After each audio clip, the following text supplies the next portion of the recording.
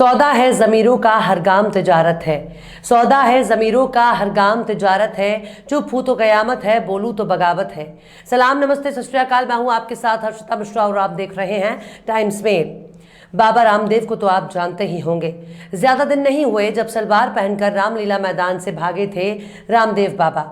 योग कराते कराते आटा, तेल, सत्तू, धनिया, मिर्ची बेचने लगे और जनता योग करती रही। बाबा जी करोड़ों का मुनाफा कूटते रहे और जनता अनुलोम विलोम करती रही। रामदेव कहते हैं सांस अंदर बाहर करो, लेकिन जनता ने अपना पाई पाई जोड़कर रामदेव के चरणों में लेट गई। लेकिन धर्म और आस्था के नाम पर लोगों का तेल निकालने वाले रामदेव को कोई फर्क नहीं पड़ता। पतंजलि के दूध का पाउडर, पतंजलि के शुद्ध सरसों का तेल, पतंजलि के शुद्ध आंवले का रस, पतंजलि का शुद्ध नूडल्स और पतंजलि के शुद्ध शहद की पोल खुलने के बाद बाबा रामदेव ने गाय के शुद्ध देसी घी में मिलावट करके 420 का नया कीर्तिमान रच दिया है। गाय के देसी घी जनता के आस्था और सेहत से जुड़ा मामला है। गाय के देसी घी का इस्तेमाल पूजा में होता है। हमारी और आपकी थाली में यही देसी घी रौनक बढ़ाता है। लेकिन पतंजलि के घी में जबरदस्त मिलावट ने एक बार फिर से रामदेव की पोल पट्टी खोल कर रख दी है। ऐसा नहीं है इनके प्रोडक्ट में मिलावट की बात राजनैतिक है, बल्कि राज्य और केंद्रीय लैब टेस्ट में फेल हुआ है। ऐसा भी नहीं है कि गाय के देसी घी में मिलावट की खबर कोई पहली बार सुनने को मिली है, बल्कि इससे पतंजलि के घी में मिलावट की बात सामने आ चुकी है। उस वक्त इनके घी में वनस्पति, केमिकल और रंग मिले होने की बात सामने आई थी। लेकिन कई सालों के बाद भी पतंजलि की हरकतें रुकने का नाम नहीं ले रही हैं। इतिहास बताता है कि प्रोडक्ट में मिलावट का ये धंधा बहुत पुराना है। इनके प्रोडक्ट में मिलावट सिर्फ भारत ही नहीं, बल्कि भारत से बाहर भी देखने को मिली। इनके झूठ, भ्रामक और फर्जी विज्ञापनों की बातें भी सामने आ चुकी हैं। ये वही रामदेव बाबा हैं जो मन घड़ंत तरीके से कुछ भी बोलने के लिए मुंह बाए खड़े रहते हैं। इनको कोई फर्क नहीं पड़ता कि इनके बोले गए झूठ और फर्जी प्रचार से लोगों की सेहत पर कितना बुरा असर होगा। शायद पैसे की भूख और शोहरत की चाहत ने रामदेव को सिर्फ अंधा ही नहीं, बल्कि गूंगा और बहरा भी बना दिया है। कोई और देश होता तो इनकी कंपनी पर कब का ताला लग चुका होता। लेकिन इतिहास से पता चलता है कि रामदेव मिलावट के धंधे में बड़े पुराने खिलाड़ी हैं। गेरुआ चोला को देखकर अक्सर लोगों की आस्था इनसे जुड़ जाती है और देसी स्वदेशी की भावना देश प्रेम से जुड़ी है, जिनका इस्तेमाल करके रामदेव देश की जनता को मूर्ख बना रहे हैं। आखिर कैसे मिलावट का धंधा कर रहे हैं रामदेव? आखिर कैसे करोड़ों लोगों को धर्म के नाम पर बना रहे हैं मूर्ख? आखिर कैसे गाय के घी में निकला बहुत बड़ा खोट? आखिर कैसे खुलेआम मिलावट का धंधा कर रहे हैं रामदेव? बताएंगे आपको और भी बहुत कुछ। लेकिन आप अगर हमारे चैनल पर नए हैं और पहली बार हमारी वीडियो को देख रहे हैं तो आप हमारे चैनल टाइम्स मेल को सब्सक्राइब कर लें, वीडियो को लाइक कर दें और बेल आइकन का नोटिफिकेशन बटन भी प्रेस कर दें, ताकि बिना देरी हमारी हर खबर आपको मिलती रहे। लौटते हैं आप खबर की तरफ। योग गुरु बाबा रामदेव किसी ज़माने में मोदी को जीत दिलाने की मुहिम में अपना योगदान निभा रहे थे। एक ज़माना था जब रामदेव घूम घूम कर लोगों को समझाया करते थे कि मोदी जी जीतेंगे तो काला धन वापस आएगा, डीजल पेट्रोल बिल्कुल सस्ता, गरीबों के दुख दूर होंगे। लेकिन अब रामदेव उन पर बात भी नहीं करना चाहते। स्वदेशी नाव पर सवार होकर आस्था का तड़का लगाने वाले रामदेव का घी एक बार फिर फेल हो गया है। राज्य के बाद अब सेंट्रल लैब में भी बाबा रामदेव की पतंजलि ब्रांड गाय के घी का सैंपल फेल पाया गया। इनका प्रोडक्ट गुणवत्ता की कसौटी पर खरा नहीं उतरा और तो और इनका प्रोडक्ट सेहत के लिए बहुत नुकसानदायक है। एक नहीं बल्कि 2 लैब टेस्ट की रिपोर्ट है, जिसमें एक प्रयोगशाला राज्य की और दूसरी केंद्रीय प्रयोगशाला है।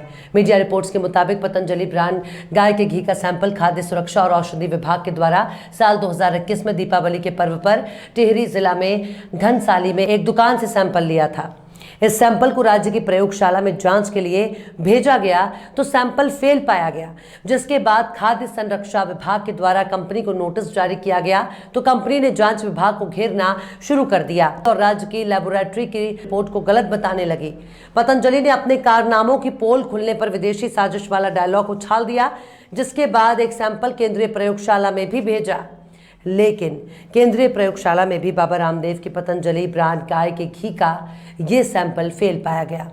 इसी तरह 2016 में लखनऊ के एक कस्टमर की शिकायत पर इनके देसी घी के सैंपल को लैब टेस्ट के लिए भेजा गया था। टेस्ट के बाद सैंपल मानकों पर खरा नहीं उतरा। इस तरह हिंदुस्तान टाइम्स की रिपोर्ट में बताया गया कि आरटीआई के अनुसार 2013 से 2016 के बीच 82 सैंपल लिए गए थे, जिसमें से 32 उत्पाद की क्वालिटी मानकों पर खरी नहीं उतरा। इसमें पतंजलि आंवला, दिव्य जूस और शिवलिंगी बीज भी शामिल हैं।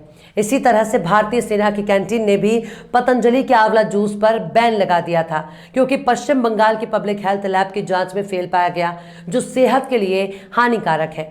खाने पीने के प्रोडक्ट के अलावा आयुर्वेदिक दवाओं के 18 नमूने भी क्वालिटी मानकों पर कमजोर पाए गए हैं। ऐसा नहीं है कि मिलावट और धोखेबाजी के इस धंधे में रामदेव ने केवल भारत में ही नाम कमाया हो, बल्कि पड़ोसी देश नेपाल में इनके प्रोडक्ट लात मारकर वापस कर दिया। साल 2017 में पतंजलि के 6 प्रोडक्ट नेपाल के लैब टेस्ट में फेल हुए, जिसके बाद उन्हें तुरंत वापस करने के आदेश दिए गए। और यही नहीं, टीवी चैनल और अखबारों में इनके विज्ञापन जमकर झूठ फैलाते हैं। रामदेव अपने झूठे और भ्रामक विज्ञापनों के जरिए लोगों को मूर्ख बनाने का काम भी धड़ल्ले से करते हैं। विज्ञापनों पर नजर रखने वाली संस्था advertising standards council of India की कंज्यूमर कंप्लेंट काउंसिल ने माना है कि पतंजलि का दंतकांति टूथपेस्ट, पतंजलि जूस और अमूल एपिक चोको आइसक्रीम समेत 98 प्रोडक्ट ग्राहकों को गुमराह कर रहे हैं। यही नहीं, शुद्धता का राग अलापने वाले रामदेव के सरसों का तेल भी मिलावटी निकला। साल 2021 में पतंजलि के शुद्ध सरसों का भी क्वालिटी में फेल हो गया, जिसके बाद फैक्ट्री को सील कर दिया गया। इसी तरह से मिस ब्रांडिंग और भ्रामक प्रचार के 5 मामलों में दोषी पाए जाने पर एडीएम हरिद्वार ने पतंजलि आयुर्वेद की 5 उत्पादों यूनिटों पर 11 लाख रुपए का जुर्माना लगाया था। इसी तरह से रामदेव ने महामारी को अवसर में तब्दील कर दिया। उन्होंने कोरोना की मार झेल रहे लोगों को मूर्ख बनाने का काम किया। जब दुनिया भर के डॉक्टर, साइंटिस्ट, रिसर्चर्स और एक्सपर्ट कोरोना का इलाज खोज रहे थे, वैक्सीन बनाने में लगे थे, तब पतंजलि ने कोरोना वायरस के लिए दवा का ऐलान कर दिया था। कोरोनिल और श्वसारी नाम की दवाओं का ऐलान किया, लेकिन आयुष मंत्रालय ने कंपनी को दवा की बिक्री और विज्ञापन पर रोकने के लिए कह दिया। तब मंत्रालय ने पतंजलि आयुर्वेद लिमिटेड से कहा कि इस ड्रग के कंपोजिशन, स्टडी से आए नतीजे, ट्रायल और दूसरी जानकारियों को विज्ञापन से पहले मंत्रालय से साझा करें। उत्तराखंड आयुर्वेद डिपार्टमेंट के लाइसेंस ऑफिसर ने इस मामले को लेकर कहा, पतंजलि के एप्लीकेशन के मुताबिक हमने उन्हें लाइसेंस इशू किया, लेकिन उन्होंने इस एप्लीकेशन में कहीं भी कोरोना वायरस का जिक्र नहीं किया था। हमने सिर्फ इम्यूनिटी बूस्टर, कफ और फीवर के लिए लाइसेंस अप्रूव किया था। हमने उन्हें एक नोटिस जारी किया है और पूछा है कि कैसे उन्हें कोरोना किट बनाने की इजाजत मिली। इन्होंने कोरोना की दवाई बनाने का दावा किया, लेकिन कुछ ही दिन में सारे दावे फेल हो गए। कोरोना के टीके को लेकर भी इनके उलूल जुलूल बयान के लिए भी अभी हाल ही में दिल्ली हाई कोर्ट ने इनको फटकार लगाई है। कोरोना के इलाज के नाम पर इनके तमाम दावे तब मनगढ़ंत साबित हो गए जब पतंजलि में कोरोना के मरीज पाए गए। रामदेव के पतंजलि में 46, योगग्राम में 28 और आचार्य कूलम में 9 लोग कोरोना संक्रमित मिले हैं। इनके झूठ और प्रचार तंत्र के इतिहास पर अगर गौर करें तो पाएंगे कि ये लोगों को किस तरह से गुमराह करते हैं। इस कंपनी और इसके को-फाउंडर योग गुरु बाबा रामदेव का इतिहास है कि कभी उन्होंने कैंसर के 100% इलाज का दावा किया, कभी HIV और कभी होमोसेक्सुअलिटी के इलाज का भी दावा किया। इतना ही नहीं, बाबा रामदेव के करीबी सहयोगी और पतंजलि आयुर्वेद के 94% के स्टेक होल्डर आचार्य बालकृष्ण का भी विवादों से नाता रहा है। उनकी हाई स्कूल और संपूर्णानंद संस्कृत विश्वविद्यालय की डिग्री कथित तौर पर रिकॉर्ड में नहीं मिली। बालकृष्ण पर धोखाधड़ी और आपराधिक साजिश के जरिए फेक डिग्री और इंडियन पासपोर्ट हासिल करने के भी आरोप लग चुके हैं। तो इस तरह से आज हमने बाबा रामदेव के मिलावट का इतिहास आपके सामने पेश किया है। ये शरीर एक नेमत है, एक वरदान है। इस शरीर को बचाए रखने की हर संभव कोशिश इंसान करता रहता है, लेकिन धर्म और आस्था के नाम पर बाबाओं और झोला छाप डॉक्टर के झांसे में नहीं पड़ना चाहिए, वरना जब इस शरीर को नुकसान पहुंचता है तो इसकी जिम्मेदारी भी आपकी होगी। दूसरों की अंधभक्ति और अंधविश्वास से दूर रहें। जमीर बेचने वाले व्यापारी नहीं होते हैं, बल्कि जालसाज होते हैं, जिनसे दूरी और बचाव ही एकमात्र तरीका है।